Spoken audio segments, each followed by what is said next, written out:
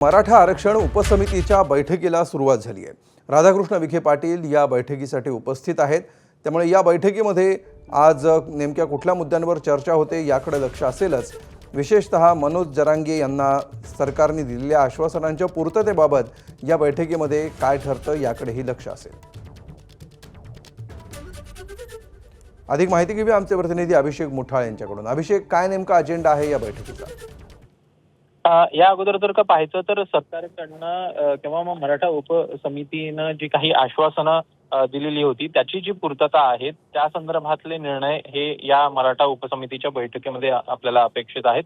या अगोदर जर का पाहायचं तर मनोज जरांगे यांची ही भेट विखे पाटील असेल किंवा मग प्रसाद लाड यांनी घेतलेली होती आणि त्यानंतर जे प्रामुख्याने परिवहन मंडळामध्ये जे अनुकंप तत्वावर नोकऱ्या दिल्या जातात, जे शहीद आंदोलक आहेत त्यांच्या कुटुंबातील सदस्यांना, त्याच प्रकारे MIDC मध्ये देखील अनुकंप तत्वावर नोकरी संदर्भातला निर्णय हा मराठा उपसमिती कडनं घेण्यात आलेला होता आणि तसे निर्देश देखील आपल्याला दिल्याचं पाहायला मिळतं आहे। त्याच अनुषंगानं जे आणखीन विविध मागण्या ह्या आपल्याला मनोज जरांगे यांच्या पाहायला मिळत आहेत, त्या अनुषंगानं ह्या बैठकीला महत्व आहे आणि त्यामुळेच या संदर्भात आपल्याला जे निर्णय आहे ते कशा पद्धतीनं मराठा उपसमितीच्या बैठकीमध्ये घेतले जातात ते बघणं देखील महत्त्वाचं असेल।